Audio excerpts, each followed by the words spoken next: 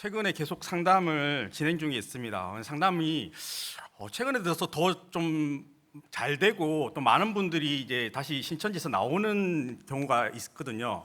그래서 제가 왜 그런가? 난 똑같이 상담을 하고 있는데 왜 그렇게 갑자기 상담이 잘 되지? 이렇게 생각했는데 오늘 보니까 중보하시는 분들이 저도 기도해 주신 거죠. 예, 그래서 그런 것 같다라는 생각 들고 그래서 너무 감사하게 또 이렇게 성광교회 와서 함께 또 말씀을 나눌 수 있게 된 것 같습니다.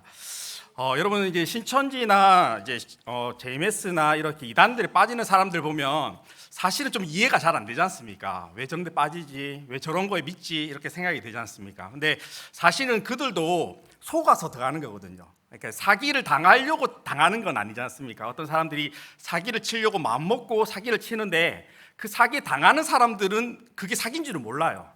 대부분 사람들은 어떻게 생각하냐면 저 사람이 나한테 좋은 거 해주려고 그래 이렇게 생각하죠. 그래서 이제 그 사람을 믿는데 믿어 보니까 나중에 보니까 사기를 당하는 거거든요. 그래서 이제 사실은 신천지에 빠지는 사람들이나 뭐 이단에 빠지는 사람들도 한편으로 보면 좀 불쌍한 사람들이죠. 이렇게 사기를 당한 거죠. 종교 사기를 당해서 그곳에 이제 빠지게 되는데 그러니까 이 사람들이 다시 그 사기에서 나와서 다시 주님의 품으로 오게 되면 정말 열심으로 신앙생활을 하는 분들로 바뀌게 됩니다. 그래서 우리 성도님들이 꼭 같이 기도해 주시고 대구에 정말 많은 이단에 빠지는 사람들이 많거든요. 대구에서 예전에 이제 2020년도까지만 해도 대구에 한 15,000명의 신천지인이 있었다. 대구에만 경북대 학생만 700명이었어요. 신천지에 경북대 학생만 700명, 뭐 영대 학생 1,000명, 계대 학생 1,000명, 뭐 이렇게 엄청나게 많은 숫자가 청년대만 7,000명 정도 된다라고 하니까 어마어마하게 많은 숫자죠. 이들을 대구에서 상담을 해줄 수 있는 사람이 사실은 아직까지는 저뿐이 없거든요. 그래서 여러분들이 기도해서 그 7,000명이 다 나와서 그 청년들이 그리고 15,000명의 사람들이 다 나와서 다시 주님을 우리의 구주로 믿고 그렇게 따를 수 있도록 여러분들이 그때까지 기도를 해주시면 감사하겠다라는 생각이 듭니다. 여러분 오늘 제가 요한복음 21장 말씀을 함께 좀 나누려고 합니다. 예수님께서 베드로에게 이렇게 말씀하십니다. 조반 먹은 후에 요한의 아들 시몬아 내가 이 사람들보다 나를 더 사랑하느냐 이렇게 질문을 하셨습니다. 그리고 이 질문을 예수님께서 한 번만 하신 게 아니라 3번이나 반복해서 이렇게 하십니다. 요한의 아들 시몬아 네가 나를 사랑하느냐? 요한의 아들 시몬아 네가 나를 사랑하느냐? 요한의 아들 시몬아 네가 나를 사랑하느냐? 이렇게 3번 물으셨다라고 이야기를 합니다. 많은 학자들은 왜 예수님께서 이렇게 3번이나 시몬에게 베드로에게 질문하셨는가 이렇게 이야기했을 때 어떤 분들은 이렇게 이야기합니다. 베드로가 예수님이 잡히시던 그때에 예수님을 몇 번 부인했기 때문에 3번 부인했기 때문에 라고 그렇게 이야기를 하시는 분들도 있습니다. 저도 뭐 그 상황에도 동의를 합니다. 근데 중요한 거는 무엇이냐면 예수님이 십자가 달리시기 전에 그리고 예수님이 붙잡히시기 전에 베드로는 어떤 사람이었냐면 믿음이 없는 사람이 아니었어요. 베드로는 이렇게 이야기했습니다. 주님, 다른 사람들은 다 주님을 떠나도 나는 주님을 따르겠습니다. 다른 사람 다 떠나도 나는 주님을 따르겠습니다. 이렇게 고백했던 사람이 누구냐면 베드로였죠. 그리고 주님이 잡히시던 그때에도 칼을 가지고 주님을 잡으러 왔던 그 종 말고라는 사람을 귀를 잘랐던 사람이 누구냐면 베드로였습니다. 근데 불과 얼마 지나지 않아서 베드로는 그 불 쬐고 있는 데서 불을 쬐고 있다가 어떤 하인 여자 한 명이 저도 예수님의 제자다라고 이야기하는 소리에 예수님을 부인하기 시작하죠. 그리고 난 예수님 모른다. 맹세하면서 나는 예수님 모른다. 진짜 모른다. 이렇게 이제 고백을 했습니다. 그리고 난 다음에 닭이 울었다. 이렇게 성경을 기록합니다. 그리고 난 다음에 예수님이 십자가 잡히셔서 십자가에서 이제 예수님 붙잡히셔서 십자가에 죽으시고 예수님은 3일 만에 다시 살아나셔서 제자들을 만나 주셨죠. 그리고 베드로도 예수님께서 만나 주셨어요. 근데 그 베드로와 만나는 장면을 한번 생각해 보면 어떤 장면이냐면 우리가 오늘 읽진 않았지만 앞부분에 이렇게 이야기합니다. 예수님께서 숯불이 있는데 육지에 올라와 보니 숯불이 있는데 그 위에 생선이 놓였고 떡도 있더라 이렇게 이야기를 합니다. 여러분 이 숯불을 보면서 베드로는 어떤 생각을 했을까요? 내가 예수님 팔 때 그때 내가 숯불에서 손 째고 있었는데 이런 생각이 나지 않았을까요? 근데 그 장면을 예수님께서 똑같이 한 번 더 연출하는 것처럼 보여주는 거예요. 숯불이 있는데 그곳에 예수님이 계셨다라고 이야기하는 거죠. 여러분, 우리는 어떤 삶을 살아가냐 하면 예수님을 몇 번이나 부인하고 예수님을 모른다 하고 예수님의 말씀에 불순종하는 계속해서 반복되는 삶을 살아가는 인간입니다. 그럼에도 불구하고 예수님은 우리에게 너 나쁜 놈이네, 너 나 배신했네 라고 말씀하지 않으시는 거죠. 그 예수님은 지금 우리에게 보여주고 싶은 것, 베드로에게 보여주고 싶은 것은 무엇이냐 하면 숯불을 보여주시면서 야, 너 이게 트라우마지, 상처지. 근데 이거 상처로 그냥 끝내지 말고 이것을 회복의 단계, 그리고 다시 예수님을 만나는 기쁨의 상황으로 이것을 이겨내라라는 것을 보여주고 있다라는 거죠. 여러분, 이것이 바로 예수님이 우리에게 보여주는 방법입니다. 우리는 계속해서 예수님을 부인하고 예수님을 모른다 하며 살았던 인생들이었죠. 근데 그 인생들 가운데 다시 예수님은 그 안 좋았던 트라우마 같은 인생을 다시 좋은 분위기 그리고 기쁨의 환경으로 만들어 주셨다라고 이야기를 합니다. 여러분, 저도 상처가 있어요. 상처가.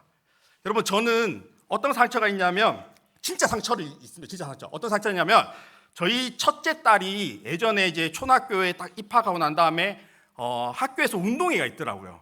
그래서 이제 그 운동회를 하는데 제가 참석을 했거든요. 참석했는데 하니까 뭐가 있냐면 아빠들 달리기를 하더라고요.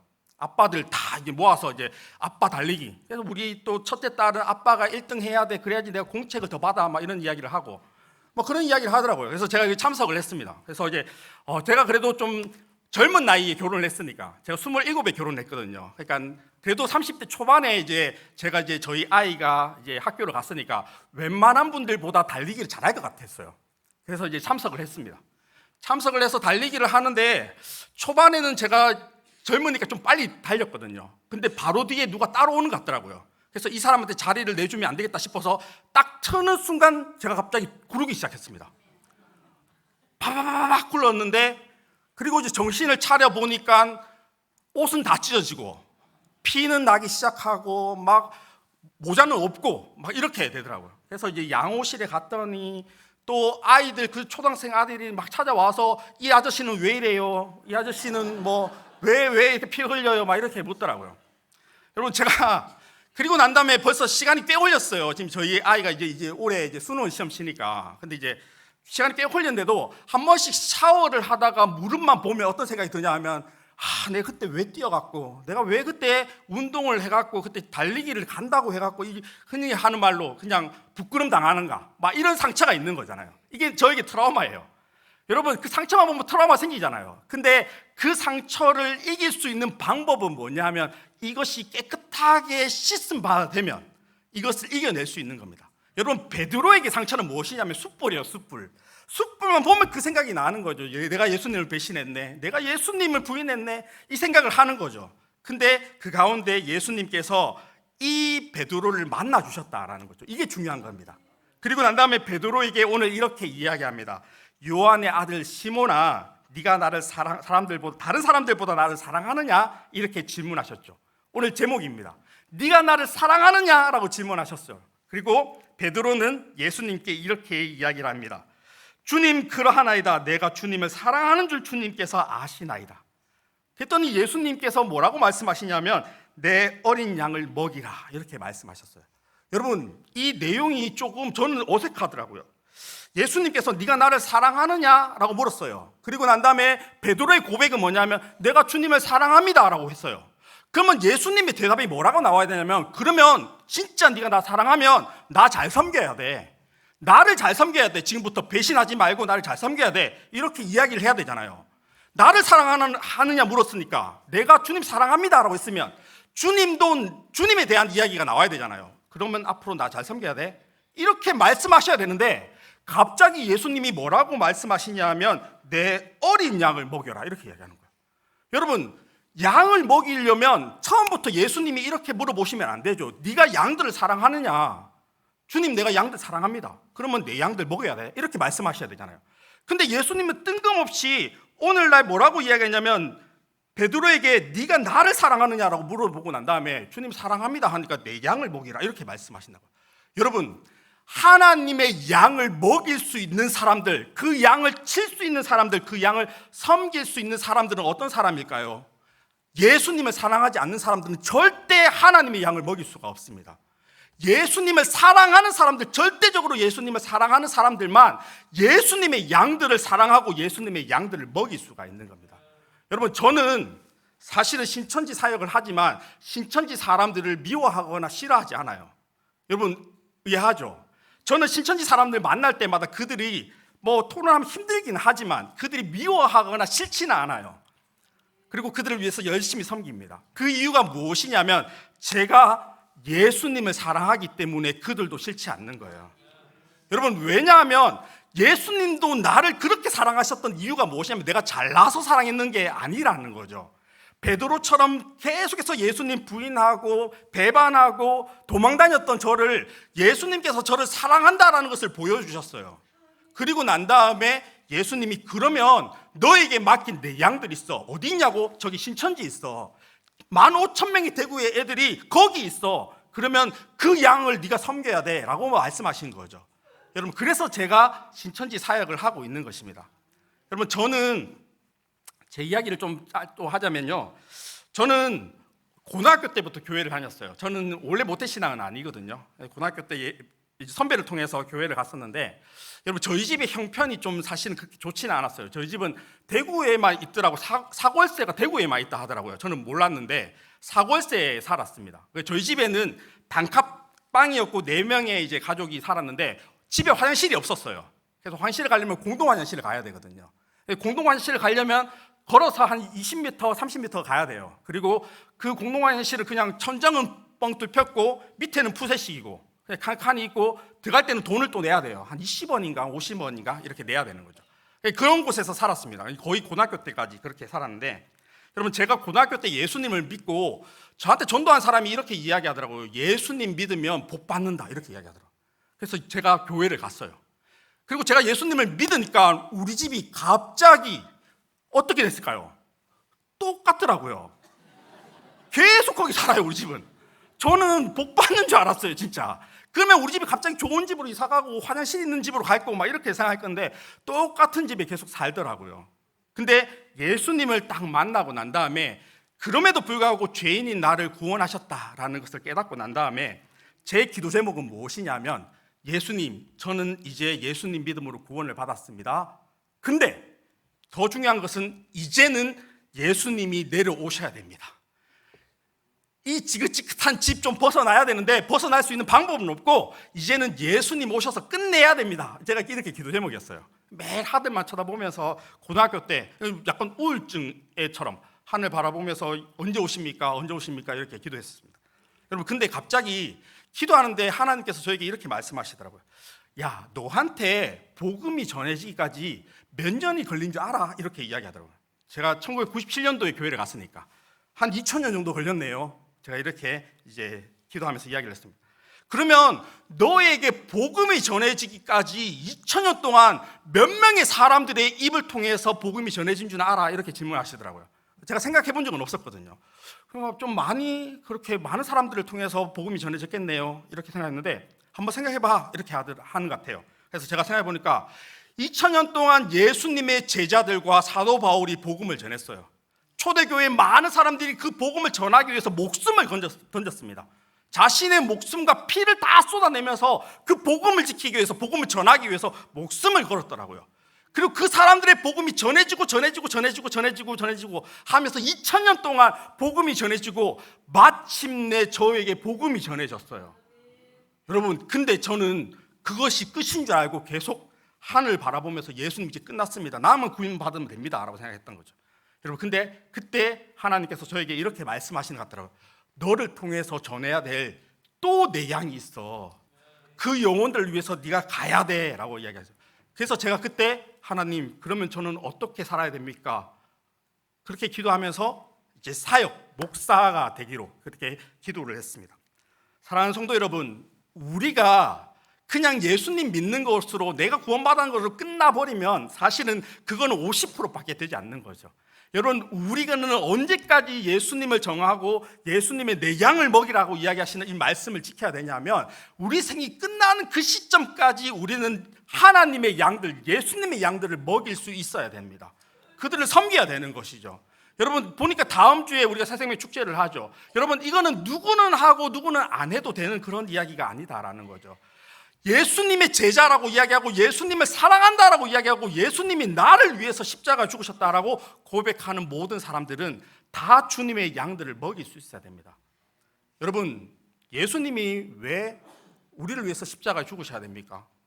우리가 뭔가 잘해서요? 우리가 뭔가 대단해서요? 그렇지 않아요. 그냥 죄인인 나를 불쌍히 여기셔서 그 예수님이 나에게 찾아오셨고, 그리고 그 예수님이 나를 긍휼히 여기셔서 자신을 십자가에 던지셨는 거예요. 그리고 그것을 믿음으로 우리는 구원을 받았고 속량함을 받았다라고 이야기를 합니다.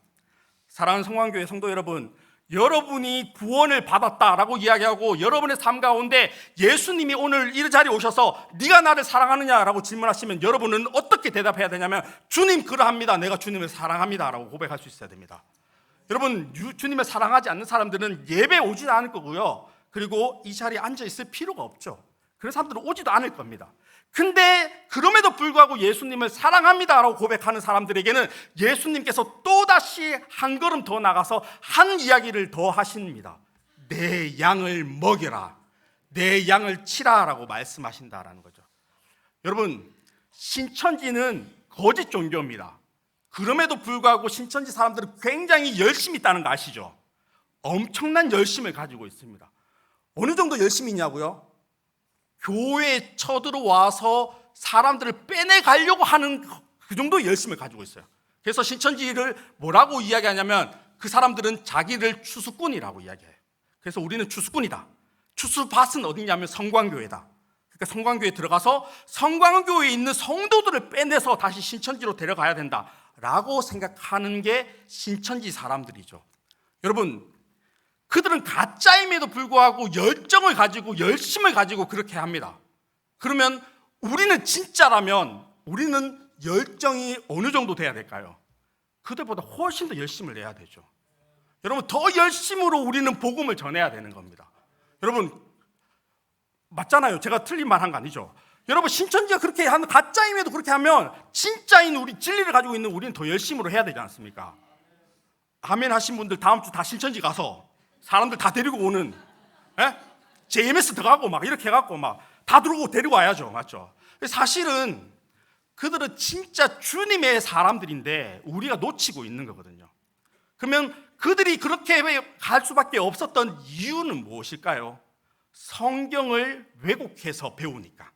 성경을 왜곡해서 배우니까 그들은 그렇게 생각을 하게 된다라는 거죠. 여러분, 이게 쉽게 설명하면, 조금 더 제가 쉽게 설명하면 그들은 어떤 사고를 가지고 있는지 제가 좀 설명을 드리려고 합니다. 구약 시대에서 많은 사람들이 모세오경 그리고 율법이라는 걸 이야기를 했습니다. 근데 예수님이 신약에 오셨지 않습니까? 근데 많은 구약 시대의 율법학자들, 바리새인들은 그 예수님이 메시아인지 알았을까요? 몰랐을까요? 몰랐어요.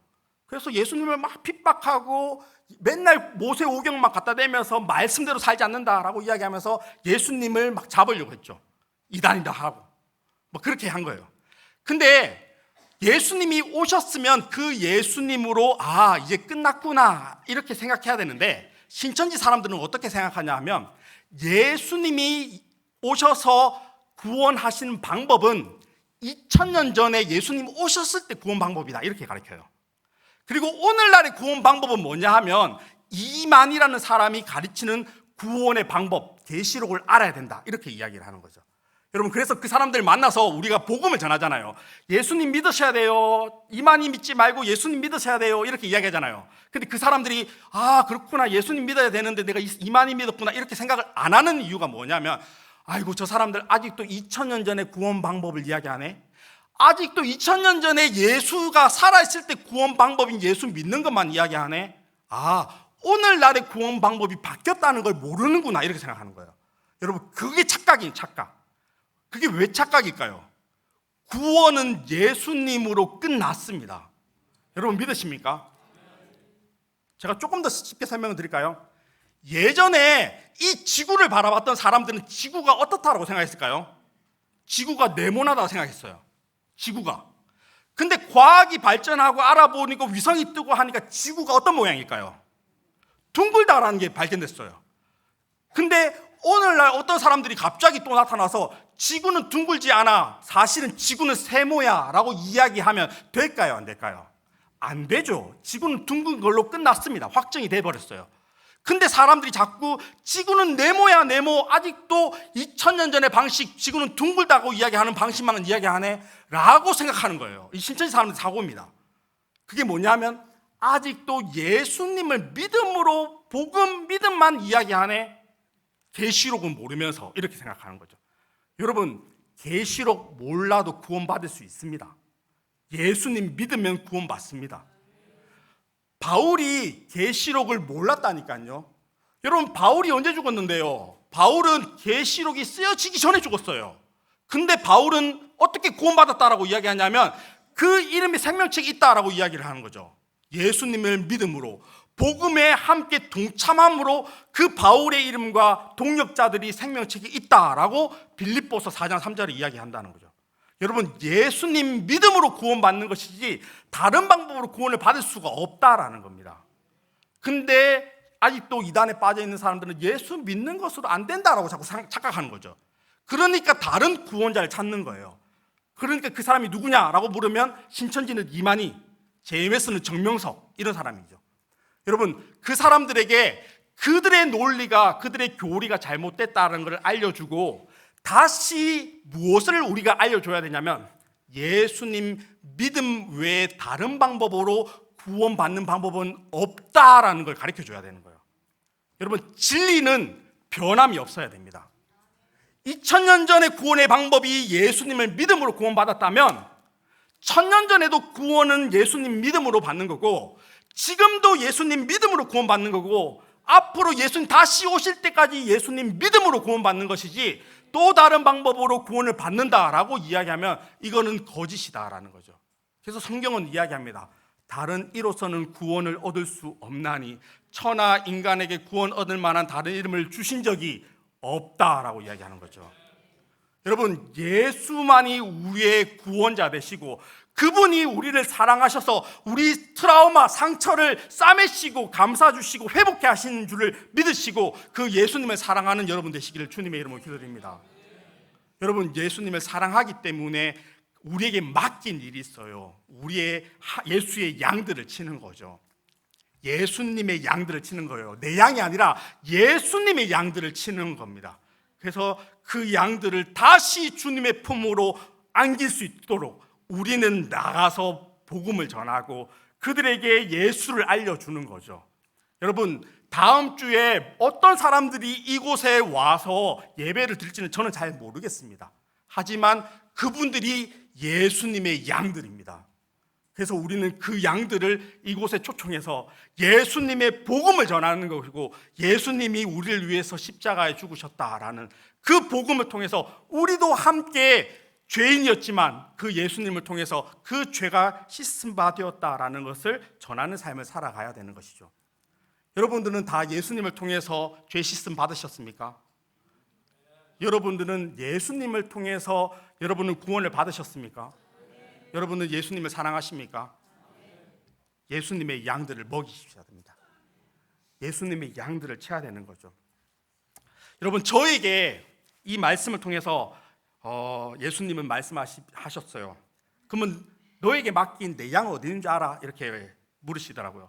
그래서 하나님, 그러면 제 양은 어디서 찾아야 됩니까? 이렇게 했더니 그 양들이 신천지 안에 있어.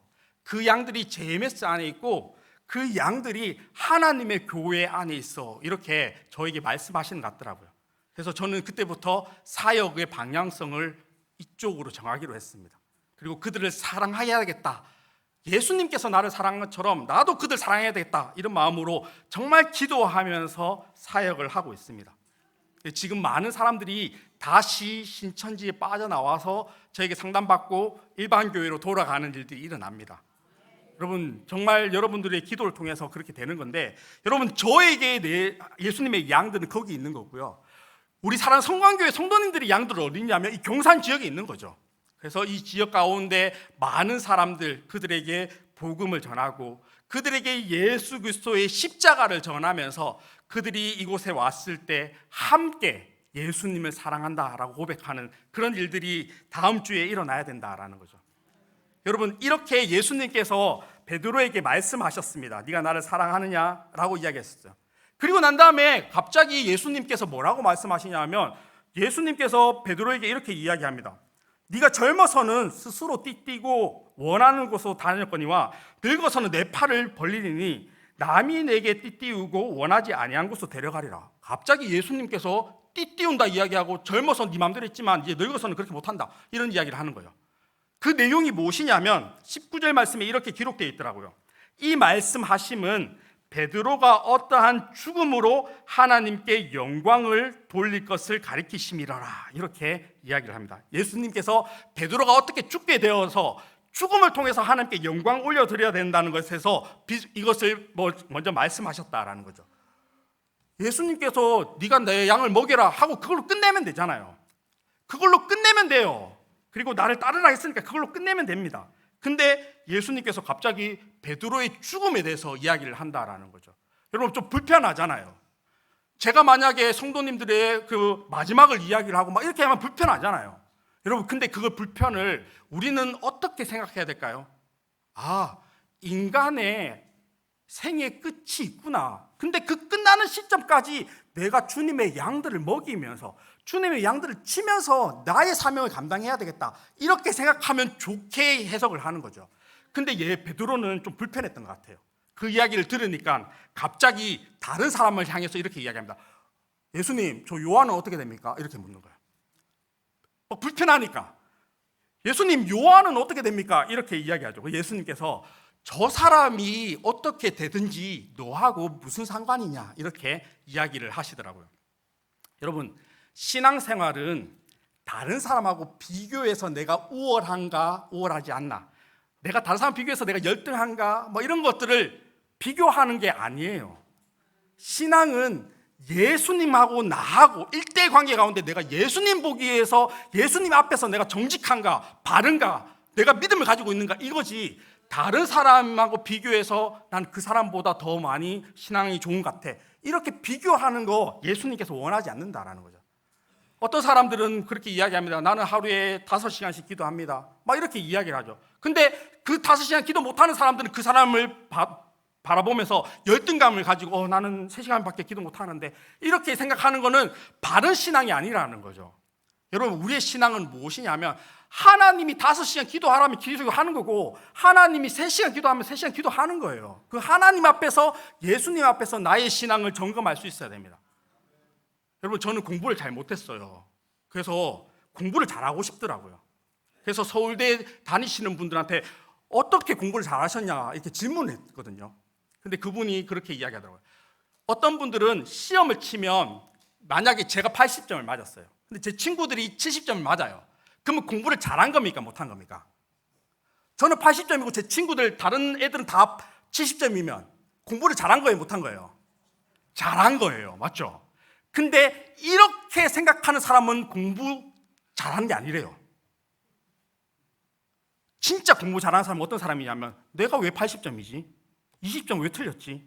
내가 뭐 잘못했기 때문에 20점 틀렸을까? 선생님이 가르쳐 준 대로 했는데 내가 왜 20점 틀렸지? 20점 틀린 건 내가 보충해야 되는데, 이렇게 생각하는 거죠. 여러분 이게 진짜 공부 잘하는 사람이에요. 근데 우리는 대부분 어떻게 생각합니까? 나는 80점, 내 친구들 70점. 나는 쟤보다 공부 잘하네. 이거는 공부 못하는 애들이 특징이래요. 신앙도 마찬가지입니다. 여러분 우리가 5시간 기도하면요, 5시간 기도하는 삶을 나타내는 사람이 돼야 되는 거죠.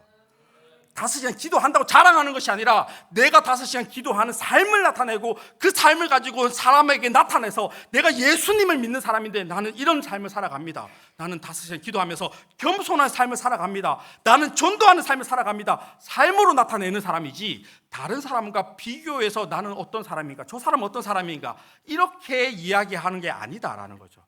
사랑하는 경상교회 성도 여러분, 저는 다른 사람하고 비교해서 우리가 우월한가, 신앙생활 잘하는가, 나는 어떤 은사를 가지고 있는가, 나는 이런 거 잘하는데 이렇게 이야기하는 것이 아니라 예수님 보시기에 나는 믿음이 있는가, 예수님 앞에서 나는 신앙이라는 것이 바른 신앙을 가지고 있는가, 나는 내 인생 끝나는 그 시점까지 진짜 예수님을 부인하지 않는 믿음을 가지고 달려가고 있는가, 이것을 점검할 수 있어야 됩니다.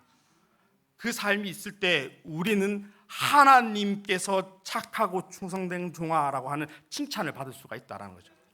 우리 사랑하는 성광교회 성도 여러분, 여러분의 인생이 끝나는 그 시점까지 하나님 앞에서 내가 주님 보시기에 믿음을 가진 삶, 신앙, 바른 신앙을 가진 삶, 그리고 하나님 보시기에 정직하고 겸손한 삶을 살아가면서 내 인생 끝나는 그 시점까지 예수님을 바라보고 십자가 붙들고 걸어가시는 성도 여러분 되시기를 주님의 이름으로 기도드립니다. 여러분, 예수님 믿는 것은 꽃길을 걸었으면 좋겠는데 꽃길을 걷는 게 아니더라고요. 저는 예수님 믿으면 복 받는다고 생각했어요. 그래서 예수님 믿으면 우리 집이 이사 가겠구나, 꽃길을 걷겠구나 라고 생각했어요.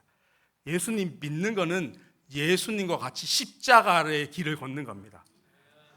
여러분, 예수님을 믿는 게 쉽지는 않아요. 양을 먹이는 게 쉽지는 않습니다. 근데 예수님이 나를 그렇게 사랑하셨으니까 나도 그 사람들을 그렇게 살아가면서 살아가는 그런 믿음, 그리고 그런 확신을 가지고 사람들을 섬기고, 또 우리 교회 공동체에 있는 사람들을 서로 섬기면서 정말 나보다 남을 낮게 여기고, 저 사람이 하나님의 형상인데 내가 저 사람에게 잘못했구나, 하나님의 형상으로 만들어진 저 사람에게 내가 실수했구나, 그리고 저 사람을 섬겨야 되겠다, 이런 믿음을 가지시고 서로 격려하고 배려하면서 하나님 보시기에 가장 아름다운 교회가 되기를 주님의 이름으로 기도드립니다. 말씀을 정리하겠습니다. 예수님을 사랑하는 사람들은 예수님의 양을 먹이고 예수님 앞에서 진실되게 살아가는 사람들입니다. 우리 성강교회 성도님들이 정말 하나님 앞에서 하나님 보시기에 나는 어떤가 점검하시고 하나님 보시기에 정말 칭찬받는 성광의 여러분들 다 되시기를 주님의 이름으로 기도드립니다.